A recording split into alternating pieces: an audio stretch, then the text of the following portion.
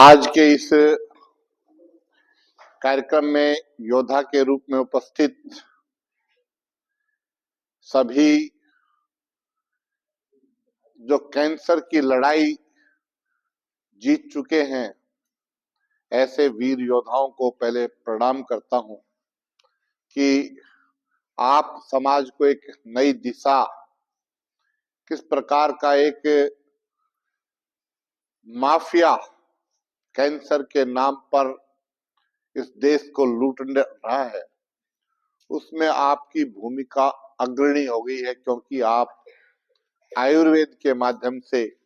अपनी जीने की पद्धति के माध्यम से इस लड़ाई को जीत करके आए। हमारे बीच में हमारा उत्साह वर्धन करने के लिए जर्मनी से पधारे प्रियदर्शन जी शर्मा, जिनके पिताजी ने कैंसर की एक बहुत बड़ी जंग लड़ी और इच्छा शक्ति के दम पर बिना कीमो लिए 25 साल तक संघर्ष किया। हम सबको प्रेरणा देने के लिए कि उनके जीवन से इन्होंने बहुत कुछ सीखा था और माता जी का आशीर्वाद नोएडा में जो रहती हैं, वो इनको प्रेरणा देती हैं कि जिस प्रकार पिताजी इच्छा शक्ति के दम पर 25 साल तक जीवित रहे और ये जो ड्रग माफिया है, किस प्रकार भारत के लोगों को या दुनिया के अंदर किस प्रकार से एक आतंक पैदा किए हुए है, उसमें किस प्रकार से हमको निकालना है, उन सब की प्रेरणा देने के लिए हमारे बीच आए और एक अच्छी इनाम, एक राशि के रूप में रखी कि ताकि इस प्रकार के कार्य, स्वदेशी के कार्य, अपने आयुर्वेद के कार्य आगे बढ़े। ऐसे श्री प्रियदर्शन शर्मा जी को प्रणाम करता हूं और हम सबको गुरुकुल में हम सबका लगातार मार्गदर्शन करने वाले आचार्य कमलकांत जी, सभी पत्रकार, यूट्यूबर्स,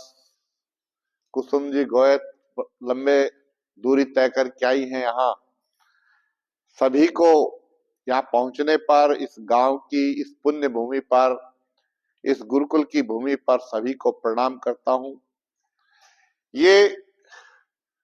एक ऐसे अवसर जीवन में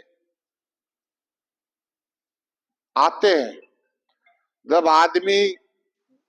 कठिनाई से निकलकर खुशी का अनुभव करता है और उस प्रसन्नता की घड़ी को सभी के साथ मिलकर बांटने का आनंद कुछ और होता है।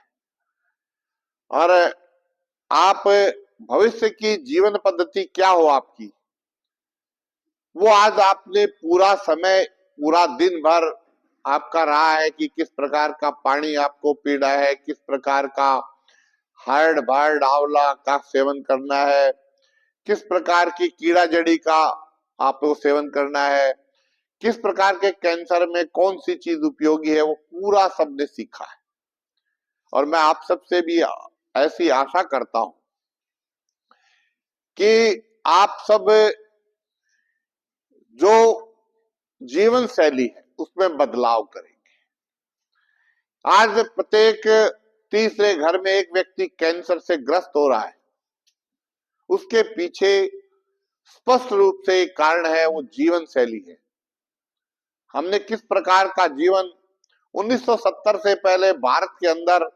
कैंसर के रोगियों की संख्या टिप्स पर होती थी, गिनती के लोग होते थे। लेकिन जब से हरित क्रांति के नाम पर बाजार के अंदर कीटनाशक और किस प्रकार के उर्वरकों का इस्तेमाल हुआ, यानी दुनिया का की जो ध्यान था कि भारत की जो श्रेष्ठ पद्धति थी, जीवन की पद्धति, इसको किस प्रकार से छिन्न भिन्न किया जाए, उसको वो छिन्न भिन्न करने में सफल हो गए। और आज हम जो हरियाणा जैसा प्रांत, जहां दूध दही का खाना होता था और मोटे अनाज जहां खाए जाते थे, वो उसके भी कुछ जिले आज कैंसर की चपेट में इतने भयावह आ गए कि विश्व के अंदर 1 नंबर की तरफ बढ़ रहे हैं। इतनी बुरी स्थिति हरियाणा में आ गई है। पंजाब में तो एक ट्रेन आप देख रहे हो रोजाना,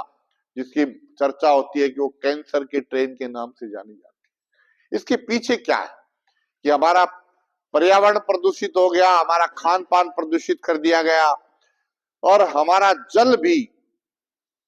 जिसकी 72%, अभी आचार्य जी आपको कह रहे थे कि 72% शरीर के अंदर जल होता है, वो जल भी हमें स्वच्छ नहीं मिल रहा। तो इस एक के पीछे एक बहुत बड़ा नेटवर्क काम कर रहा था कि भारत की, दुनिया के अंदर यदि कोई उठाएंगे, हमारे वेदों को उठाएंगे, हमारे जितने भी, जिनके अंदर हमारी चिकित्सा पद्धति का ज्ञान है, उन सभी शास्त्रों को उठाएंगे, उन्होंने एक साधारण और सामान्य जीवन शैली पर जोर दिया था। लेकिन अभी थोड़ी देर पहले भाई साहब कह रहे थे कि हमारे यहाँ था कि हेल्थ इज वेल्थ, लेकिन दुनिया ने कहा कि वेल्थ इज हेल्थ, जो कभी हो नहीं सकता। हेल्थ इज वेल्थ ही रहेगी। और ये 2 साल पहले कोरोना के समय दुनिया ने देखा है, जिनके पास धन था वो कुछ नहीं कर पाए, लाखों की संख्या में लोग बेमौत मारे गए। उसके पीछे एक ही कारण था कि हमने प्रकृति के साथ भी छेड़छाड़ की और अपने शरीर के साथ भी छेड़छाड़ की। आचार्य जी ने बहुत अच्छा प्रयत्न प्रारंभ किया और अपना पूरा जीवन इसी प्रयत्न में वो लगाए हुए। पिछले 14 साल से लगातार मैं देख रहा हूं कि अच्छी खासी नौकरी छोड़ करके इस तरफ बढ़े, और दुनिया के, भारत के अंदर भी एक बहुत बड़ा व्यापार कुछ लोगों ने खड़ा कर दिया कि कैंसर के रोगियों को ठीक करेंगे, हर दूसरे घर में कैंसर का डॉक्टर मिल जाएगा, कोई न कोई परामर्श देने वाला मिल जाएगा। लेकिन वास्तविकता क्या थी वो स्पष्ट सामने आनी चाहिए। तो मैं आभार व्यक्त करता हूं जो पृथ्वीराज चौहान फाउंडेशन और श्री प्रियदर्शी दर्शन जी का, कि उन्होंने जो एक प्रकार का ढकोसला चल रहा था, कोई कहता था मैंने 5,000 ठीक कर दिए, कोई कहता था मैंने 10,000 ठीक कर दिए, उसको समाज के सामने लाने का प्रयत्न प्रारंभ किया और कहा कि यदि किसी ने 2,000 कैंसर के रोगी ठीक किए हैं, बिल्कुल तथ्यात्मक रूप से ठीक किए, तो उनको 2 करोड़ रुपए की इनाम इन्होंने रखी। और मुझे आज खुशी हो रही है कि आपका एक गुरुकुल, राजीव दीक्षित गुरुकुल पाली, जिसने 1,082 पेशेंट ठीक किए, जिनमें कुछ आप यहां बैठे, लेकिन उसमें भी 300 लोग ऐसे हैं, लगभग 300 हैं, पूरी एग्जैक्ट संख्या तो, जिनको वापिस उनके जीवन शैली के कारण, उनके खान पान के कारण वापिस भी कैंसर हुआ है। लेकिन फिर भी ये 800 की संख्या कोई छोटी संख्या नहीं होती। अच्छे अच्छे डॉक्टर, अच्छे अच्छे हॉस्पिटल इस संख्या को नहीं पकड़ पाए, और अपना आपका ये गुरुकुल इस क्षेत्र में प्रथम रहा, इसके लिए आप सबको बहुत बहुत बधाई। दूसरा, कुछ पेशेंट ऐसे भी, कुछ डॉक्टर ऐसे हैं जिन्होंने 20 से अधिक ठीक किए, उनके लिए भी इनाम रखी कुछ ने। लेकिन ये संख्या कोई भी अन्य संस्थान जिसने इसके लिए अप्लाई किया वो 100 को पार नहीं कर पाया। तो आप सब इसके लिए सौभाग्यशाली हैं,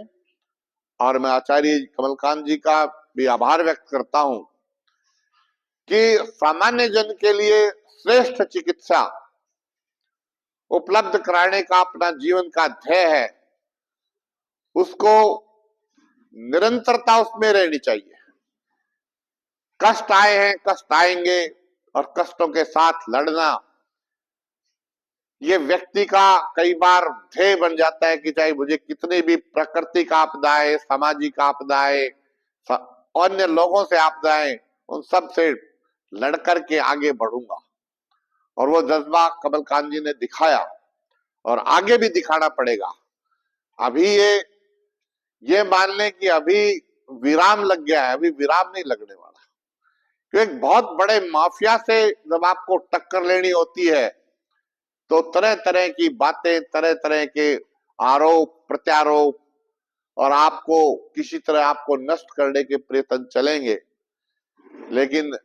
जिंदगी में जिनके अपने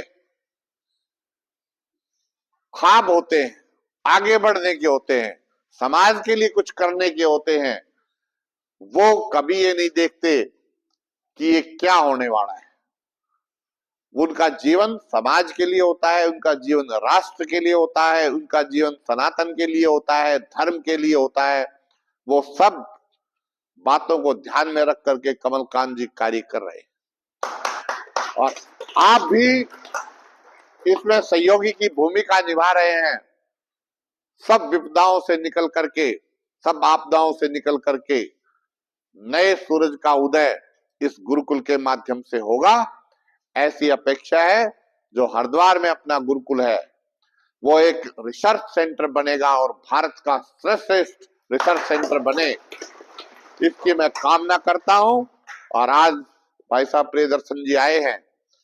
इनको बहुत बहुत साधुवाद, बहुत बहुत प्रणाम, और माता जी को भी बहुत बहुत प्रणाम कि उन्होंने इतना अपना समय दिया। बहुत बहुत धन्यवाद।